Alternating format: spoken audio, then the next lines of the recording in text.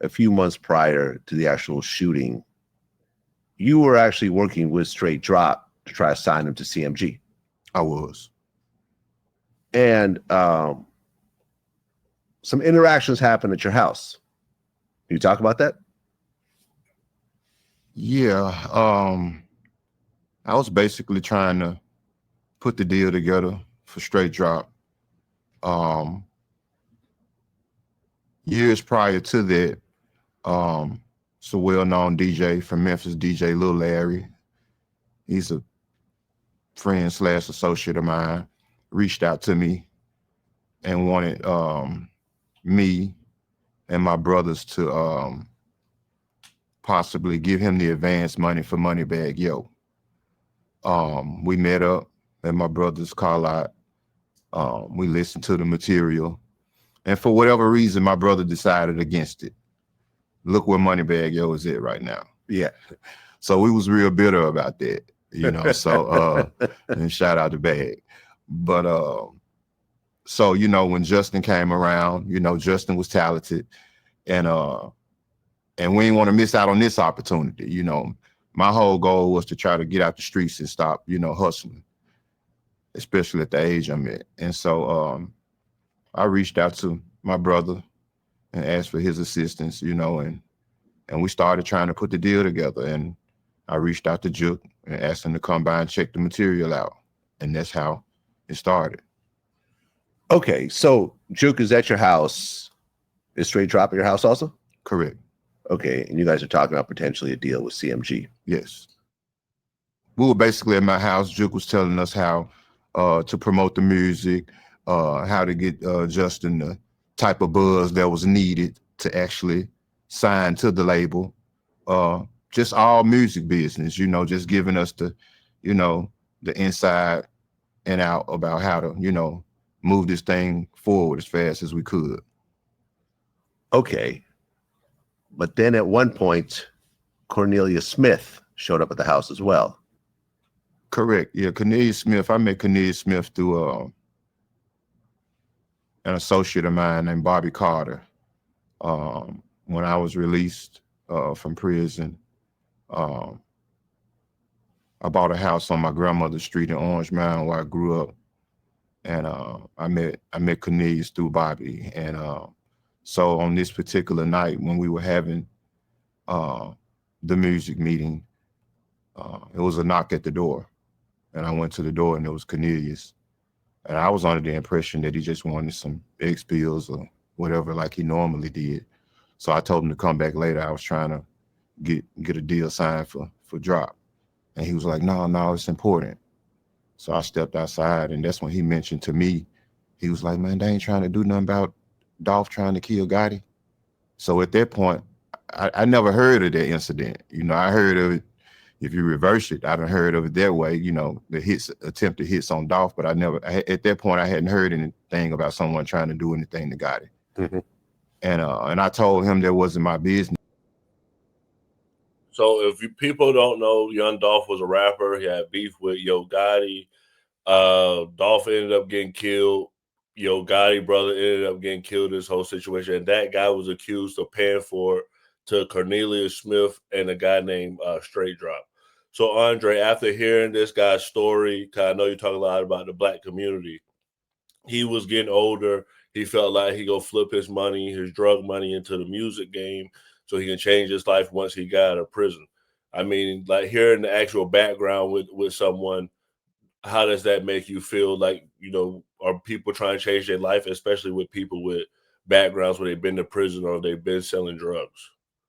Well, yeah, I'm all for, you know, rehabilitation if those who want to be rehabilitated. But when it comes to drug dealers, I really don't have any remorse. I mean, if you're selling poison to your own people, destroying countless amount of lives within your own community, I really don't have any remorse. Now, if you're somebody who's been, you know, hustling and doing things at a very low level, and it's not really harming or affecting people in such a destructive manner, then I'm all for rehabilitation. I think the biggest problem we have within, you know, criminal justice in this country is the same way we look at the schools. It's just we have you come into prison, you do your time, and then you get out. And there's really no help. And once you get out and you fall back into the same thing, it's just like school. You know, you get your diploma and then you go do whatever you want. You know, it's really no no forward thinking, no, let's go and do something more. It's kind of like, well, you'll figure it out on your own, right, buddy? Don't worry. We'll pat you in the hip. Maybe we'll see you again. That's how the prison system is in this country. It's how the schools are in this country. So, hearing his backstory, I mean, I've lived around that. Living in Detroit, I've seen a lot of people who've tried to get out of that life. And that's all well and good. More power to those who do it. But the culture of it is something that I still want to destroy. Good for him if he's got out of the life and changed his life around and done things. Fantastic. But those who don't, they need to be in a lot of fear. And we as Black people need to put fear into those people, knowing that we're going to get you out of the community. Those who can get out now, get out. But I think in the next 10 years or so, we're going to see a lot of cracking down from other Black people on these people who've destroyed countless amount of families, who have, brought in this poison and glorified it through the music and have pushed it in our community, saying it's okay to do this, telling our youth it's all right to do this. It's okay to act like this. It's all right to do these things because it makes money. I don't care if it makes money. If it's actively going to destroy our foundation, our homes, our women, our children, the mental health of our men, why would we want to promote it even more? So it's got to end at one point. We just can't just be like, well, it makes money and people have been doing it forever. There's a lot of things that people used to do forever. The practices that were going on all around the world that people were doing forever, and we stopped because we found it to be immoral or not economically viable anymore, just not within our moral framework that we want to continue to support. So Black people in this country have a lot that we have to reject and remove from our moral framework, remove from our communities and our culture if we want to progress and be better as a productive member within this country. So, yeah. That's all I got to really say. And honestly, I don't even know who these people are. Young Dolph, I don't like. You don't know? You don't know either, Heaven? You know who Young Dolph is? I don't know. I do. Yeah. Shut up, I haven't. I grew up around hip hop artists, and I grew up in the hood. So. Yeah, but what's your thought about Young Dolph and the Yo Gotti beef? A lot of the beefs that I've seen seem staged and you know what I mean? But that right there is a whole different story.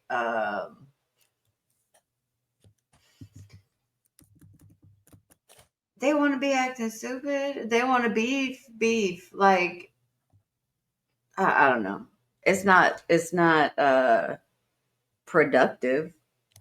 It doesn't do anything for anyone's careers or life.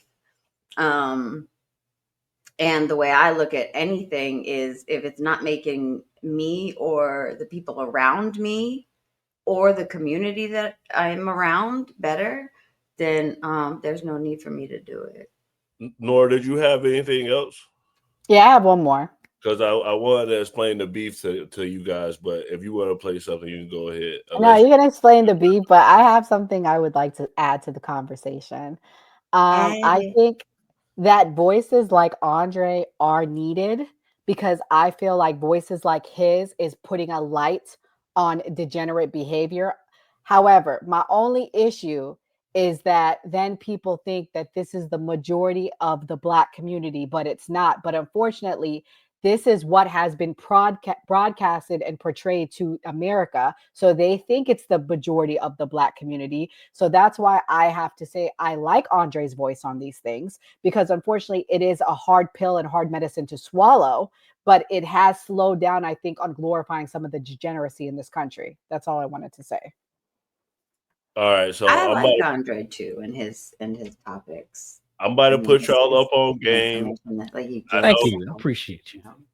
I know y'all don't know what's going on. I know you really want to tell us all about this beef. I know you're so excited. Two Memphis rap legends. They had connections to each other in the streets. And back in the day, Gotti even wanted to sign Dolph to his label. But instead of linking up in the studio and putting on for the city together, it sparked a wild beef that led to diss tracks, death threats, and shootouts. And today, we're breaking down the entire story. Let's get right into it. Memphis is home to rap legends like 3 6 Mafia, 8 Ball and MJG, and more. But it's also one of the wildest cities in America. Some sources say that the violent crime in Memphis is 5 times higher than the national average. Almost every rapper from the city had to make it out of the streets, and that's allegedly where Dolph and Gotti first met. Rumors said that Dolph was actually Gotti's brother's plug back in the day. Dolph's parents were both addicted to crack when he was growing up, so he got active in the streets and made his own lane. Back then, he'd freestyle around his homies, but he never took music seriously until he almost died in a car crash. After Dolph decided to switch up how he moved, he went all in with his rap career. He started handing out free CDs all over the city, and it didn't take long for people to start paying attention. In 2010, he dropped a project called Welcome to Dolph World and picked up a lot of buzz in the city, but Dolph had bigger plans than just popping off in his hometown. That same year, he started his own label called Paper Route Empire. Every new project he dropped did bigger numbers than the last one, and it was clear that Dolph had plans to take over the game. In 2013, he released a collab project with Gucci Mane, which ended up catching the attention of Yo Gotti. Gotti's an icon in the Memphis rap scene. He's been in the game since '96, and in 2012, he started his own label, Collective Music Group, aka CMG. By 2014, he still didn't have any artists on the roster though, so he reached out to Dolph and offered him a deal. Back then, Dolph was buzzing, but hadn't really hit the mainstream yet. Linking up with Gotti definitely would have boosted his career, but that's not how Dolph wanted to play it. Even before he had a name in the industry, Dolph knew he wanted to create his own lane. He started a label before he even hit the charts, so it was clear that he had big plans. According to him, that's why he turned down Gotti's offer. Dolph told Sway, only thing was going to happen behind it was people like, oh, he popped off because of Gotti. By the time Gotti tried to sign him in 2014, Dolph had already put a ton of work and money into his own career. He didn't want all that to go to waste by riding someone else's wave. Sway told Dolph, I know Gotti respect that because he did the same thing. But unfortunately, that's not how it turned out. Dolph showed Gotti respect when he talked about the situation in interviews, but apparently there was already static behind the scenes. Nothing happened between them for a couple years though. Dolph stayed on the grind and went double platinum with OT Genesis, while Gotti decided to sign Black Youngsta and mentor him instead. Black Youngsta is another Memphis rapper who survived the trenches before hopping in the booth. He was raised by a single mom and had to learn how to get by at an early age. Youngsta got his first job at just 7 years old, stocking shelves at a grocery store, but he was fired for stealing food and got active in the streets. He was always in and out of jail on gun and drug charges, and that's where he first learned how to rap. In 2012, he dropped 2 projects and started building some momentum, and in 2014, he popped off with the track Heavy. The song put him on the map in the Memphis rap scene, and not before long, Yo Gotti hopped on the remix and signed Black Youngsta to CMG. Youngsta was later booked for allegedly dumping 100 rounds at Dolph, but it all started with social media disses. In February 2016, Dolph dropped his debut album and called it King of Memphis. Gotti had called himself the King of Memphis before, and he was allegedly tripping over the album title. Around the same time he released the album, Dolph made the beef official and tweeted, "Bro went from being my #1 fan and wanting to sign me to being my biggest hater. #facts." Gotti had beef in the rap game before, so fans expected him to clap back at Dolph. But instead, he just let his new artist do the dissing for him. While Gotti stayed quiet, Black Youngsta hopped into the beef and called Dolph a and on social media, he wrote, "When I see that Dolph, I'ma smack the shit out of him on my life."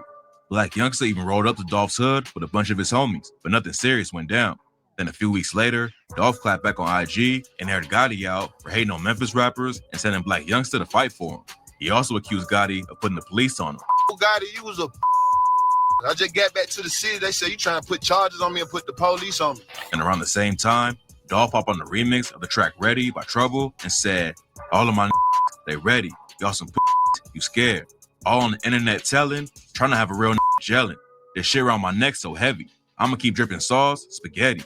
Fans linked the Heavy line to Black Youngsta's track Heavy, and Dolph took more shots at him and Gotti with the lines, "Any that record when it's time for gangster shit, he the police. And I your boss man baby mama, same hotel for 4 weeks. Never sent a little boy to take care of grown man business. If I was you, I'd be mad at me too, so I ain't tripping."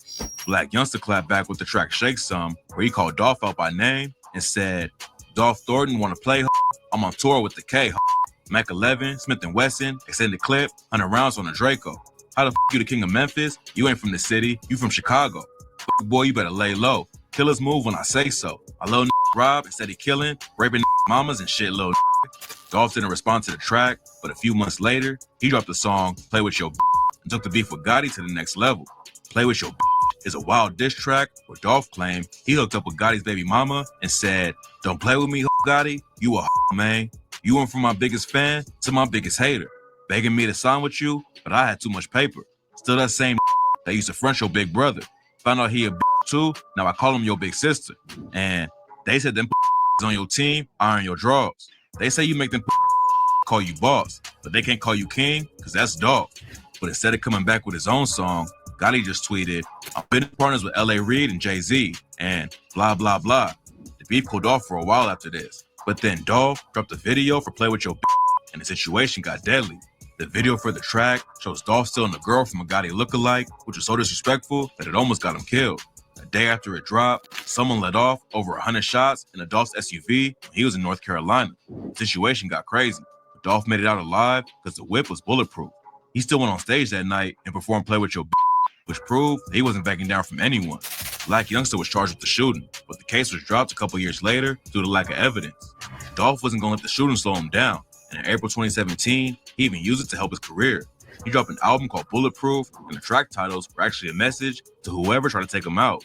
When you put all the tracks in order, it says 100 shots in Charlotte, but I'm bulletproof, so f*** them. That's how I feel, all of them. I'm so real, I pray for my enemies. I'm everything you want to be, shaking my head. The shooting in North Carolina wasn't the end though. Just a few months later, Dolph allegedly found out where Gotti was staying in LA. When he pulled up to press him, a fight broke out between their crews and Dolph ended up getting shot 3 times. Gotti's homie got booked for almost killing Dolph, but his charges ended up getting dropped because nobody would work with the cops. Back then, it seemed like the beef would keep going until somebody got killed. But after Dolph got shot, both sides just kind of moved on and focused on their own careers. Dolph was blowing up more than ever. Plus, he had just signed his cousin Key Glock and was busy with all of his charity work too. At the same time, Gotti's CMG label was picking up new artists and he was still working on his own music. But while the beef died down and nobody was sending shots, Dolph was tragically murdered before they could officially squash it. In November 2021, Dolph was caught by 2 shooters at Makita's homemade butter cookies in Memphis. While he was shopping in the bakery, the gunman pulled up and shot him over 20 times. When the news broke, rumors immediately started flying that Gotti was behind it. But right now, there's no evidence that links him to the hit. The cops have charged 5 dudes who they believe were involved, but nobody knows why they wanted to kill Dolph. The way everything went down makes it clear that Dolph was the target, but we probably won't have any concrete answers till the trial starts. Dolph and Gotti linking up could have been huge for Memphis. So, Andre, after hearing the story, now what's your take on the Young Dolph and Yo Gotti beef? So now I know who Yo Gotti is. Did he make that song Walk Through? I love that song. That's my favorite song. A few other songs of his, I'm like, oh, it's pretty good. But yeah, this highlights how dysfunctional we are as a people. I'm following this shit like it's a movie made by Scorsese. I felt like I was watching like Pulp Fiction 2 in the hood. You know, I don't know what I was, Reservoir Dogs 2. I'm like, what the fuck? What is this? You know, this is how dysfunctional. This shit sounds goofy. It sounds like a love story, honestly. I feel like I was reading like a gay romantic novel between 2 men. Like, you was my biggest fan. Now you my biggest hater. Man, come on, man. Now I'm going to take your new boyfriend. Look, I'm in the car with your baby mama. Yeah. Like, that's like a flex. Like, it's his baby mama. Of course, you're probably going to be in the car with her. She's probably been in the car with like 9 other people beside you today. So like, what is this? What the hell? When someone looks at this, right? When people look at this and they look at how we are as Black people, where we've come, right? The hardworking, honest Black men and women, the family, how we were. You don't even have to go back to the 50s or 60s. Screw that. Go back to 80s, 90s, early 2000s. And you look at how we are today. Walk through Rich Homie Quan. Okay, different artists. My bad. Maybe this is proving how not Black I am, I guess, because I didn't figure out which rapper sung which song. All right. Oh yeah, we know you're not. We know. It's okay. Well, I'm Black. We knew when you started saying Black people and referring so that to makes Black me not people as Black monolith. I mean, that makes me not Black because I call out the problems within my community because I'm. Well, you don't say we. You usually say I say the Black, the Black community. I'm just saying. Yeah, the Black I just community. picked up on it's a little things that Okay, you got to understand. I understand that your brain's not fully formed yet. Your age. It's so okay. We're gonna go with that. We're gonna go with the woman who's like, I am Irish, not white. Okay. Yeah, you're gonna tell me. Yeah, white is a construct. Tell me. And race is a social construct as a whole. Yes, we've all constructed race. Yes, my family comes from Ireland. But white people and Irish people actually. So you're European. You're a European. Actually, no, I was colonized by Europe. Ireland was colonized by Europe. Where's Europe? And the potato famine. What is Europe? It was not a. Oh my God. Heaven, what is Europe? As I was saying, No, I as know I your was brain's saying, not fully actually, formed you're gonna do yet. this like my brain's not fully Well, functioned because I'm calling out the. well, Let no, me tell. no, Hold on, I'm Heaven. Hold on. not. No, no, Let me I'm go to trying this, to Heaven. point something Hold on, out. hold on, I'm hold on. just, No, no, no. just You're not help. pointing anything out. Hey, look. Let me No, step on you no, real fast I'm because helping you I here. love I'm when helping you I here. love when these I'm white look. people love to tell me about my community What and I tell me that I'm noticed less than in black your because in what I you're don't like the saying. aspects of my community. I don't like What the aspects of my I'm just culture. What do you pointing know out about what black I culture what I beyond tattoos and what maybe a I few black men you've been with? Tell me about black culture. actually Tell me I about grew black up. people. I grew up in the projects. You grew up in the project where? I What city? grew up. Yes. What city? Boston. Thank you. Boston. Boston. Correct. You grew up in Boston Correct. Project? Okay, you grew I up did. poor whites. That's great. Fantastic. I grew up in Correct. Detroit. So I grew up around as I was black saying, people. I didn't grow up around poor but white here's people, the which thing. there are a I lot of was poor just white people in pointing Boston. out But no, that you're not what pointing you're out anything. What you're the doing is way very you're condescending. no, You want to no, flex your military service. I Look at me that can't I even. serve. That's great. You want to sit back and shoot down Excuse my me. service as a service member. And then you want to sit back and bring in As I question was my age saying, and my linguistically, fucking ability to do I'm things, my helping ability to put you out fires. out Really, here. Heaven, is what you're going to do? Now I'm going to step on Linguistically, it because I let you get by the I'm first just time. pointing I'm not things going to let you get by out. the second time. If I let you get by the third time, then I'm a weak, I'm submissive pointing man out to do that. And I'm not going to allow linguistically that to happen. some Hello. things that I've seen Okay, tell me what you've seen. and noticed. Tell me what I you've was seen. trying to, but you took it as an attack. So tell me what and you've seen. started, Go ahead. like, Go ahead, Big Sarn. going at me. Big Sarn, go ahead. All the So way. like I was saying, I noticed that when you're talking about a lot of things, you say the black community, and give me an you kind example of of one of my distance videos. You just said it. Videos. You just said it. So if I'm talking about the black community, I'm a black person. It is there is okay, a but community. it's not a monolith. Do we have to go back to it's not no a one's whole talking about a monolith. monolith? Or we have to go back to when like you grade say things vocabulary in as English. Do we have to go back to that, Heaven? Have you not you passed do, that? sir. If I'm a black person and I'm living in the black community and I'm addressing the problems of black people and the black community, listen, sweetheart, I'm not little. I'm a married man. I'm a married man. I'm a grown You're a young man. man. You're gonna address me. You're okay, a 24-year-old. Well, then I would say this. You're an old bat. Let's do that. How dry are you? That's Let's do fine. Let's talk about. We're gonna bring age into it. Let's see if let me tell you this. That's fine. I'm sure my wife's eggs are working a little bit better than yours. Let's do that. I could do that. Let's count on that. We're gonna play that game. We're gonna play the age game. I'm sure that someone's working down there. Age is a fact. How many cobwebs do you count in the morning? Age is a fact. Okay. All right, guys. You've shown how incompetent you are with your age, like multiple times. Okay. I'm just trying to point things out in the things that you're saying that come off that way. But you got emotional like an immature boy. We'll go to the next clip.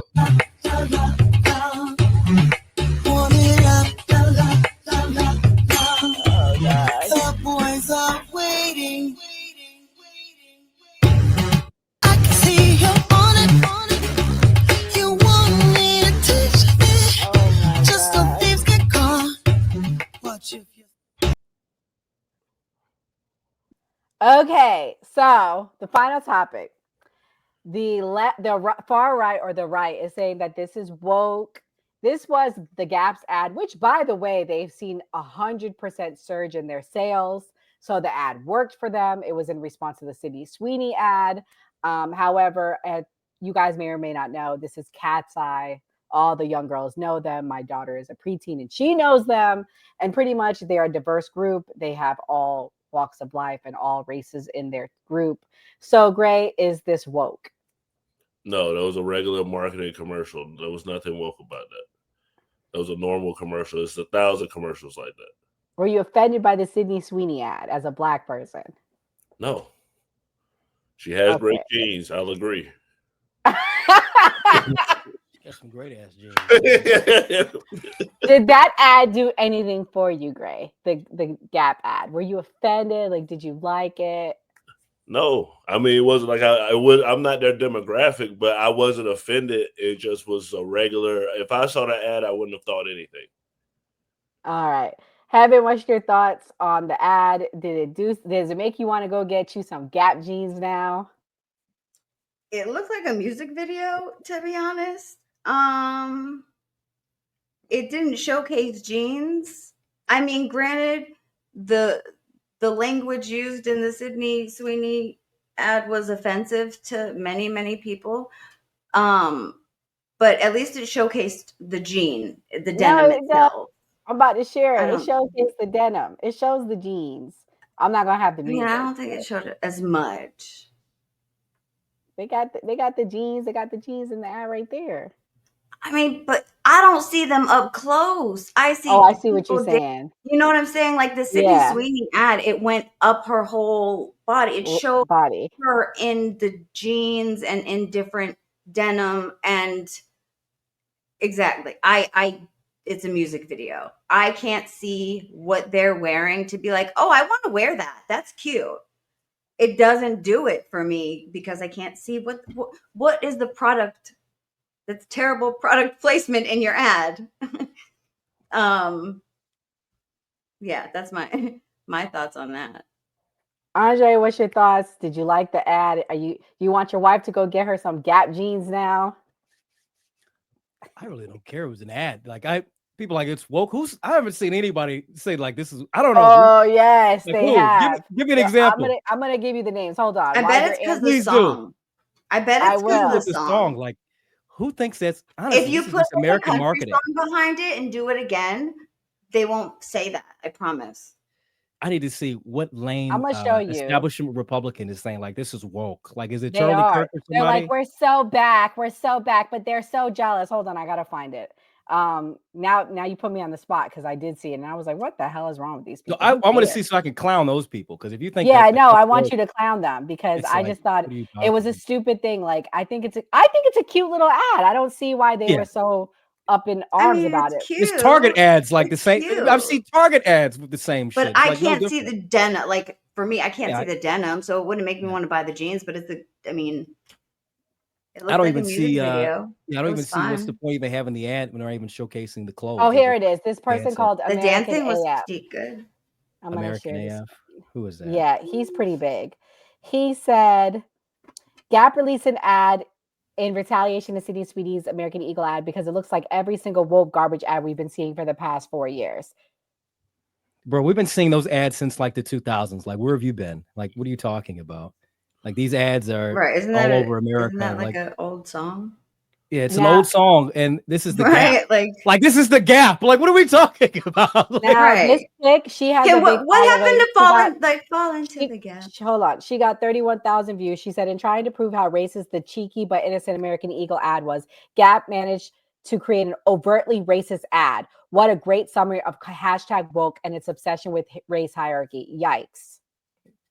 race is how? Like, what's racist about it? I think the American Eagle, and who cares if it was racist? So what? Great jeans. I want a black ad with the same thing. Great.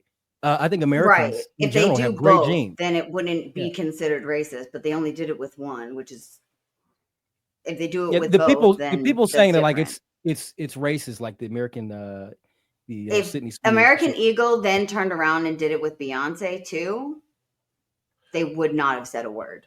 Is the Cracker Barrel logo racist? Yes, people are melting down about that. Let me say this. I don't think they Why? should have changed it though.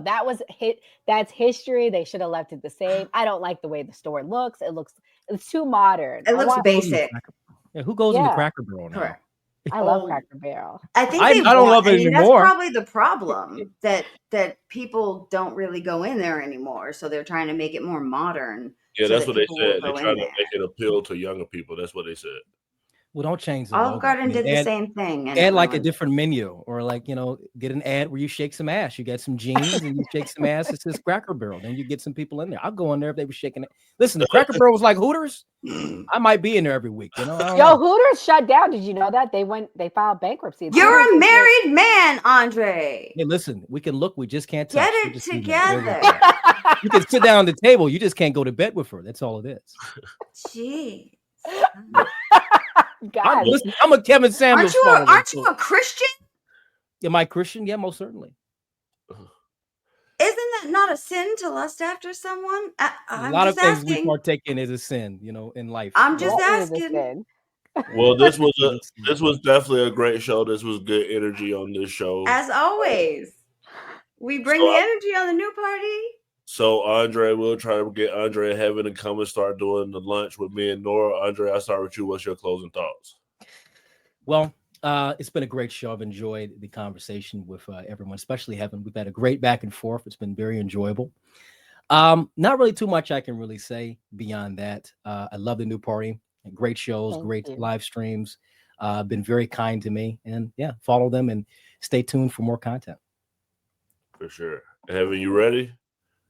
I know I'm ready. you always I hate mean, well, yeah, because I have so much, and I have to pick one final topic. Um, one final topic or final thoughts. comment, final thoughts. Thank you, Andre, for coming. As always, a great conversation. Um, spirited conversation. Hopefully you'll take some of my advice. I just non-judgmental. Everybody have a great day and come spending lunch with us. For sure. I'll do mine, then Nora, you can go. My final thoughts is basically great show. Thank you, Andre, for coming. Thank you, Heaven. We're gonna try to do more lunchtime shows like this. We're gonna do this at 12 p.m. and of course we do the show at 8 p.m. Tonight we'll be talking about Kilmar Abrega Garcia being sent back to Uganda. I don't know if I butcher his name or not, but come back for that. And like we always say on New Party, always vote. Nora. Okay, guys. So my closing thoughts are this: we have more in common than we have different. That was highlighted today. Thank you to Andre Williams for coming back. As I stated before, we may not agree with everything Andre says, but he's like a dose of medicine that sometimes we need to hear in the Black community. Sometimes harsh things are hard to hear, but it's like your parents spanking you. You have to be spanked sometimes. But nevertheless, a shout out to Heaven on the Man Cave. Thank you so much, Heaven, for coming today. We are going to be doing this daily at 12 p.m. Eastern Standard Time. We're starting this back up Monday through Thursday. Tuesday night, I don't know what our topic's going to be yet, but we have a big guest coming. We have the gentleman that's running against Tampon Tim Walsh. He will be putting his hat in the ring in 2026. So we will get to know who the potential future governor of Minnesota will be if he prevails and beats him. And then Thursday night, we will be doing an anniversary episode to Hurricane Katrina. This year makes 20 actual years. I know Ray and myself was impacted, unfortunately, by Katrina. So we'll talk about all our experiences and some hurricane safety tips as well. Like we always say on the New Party, always vote. God bless everyone. Have a good day.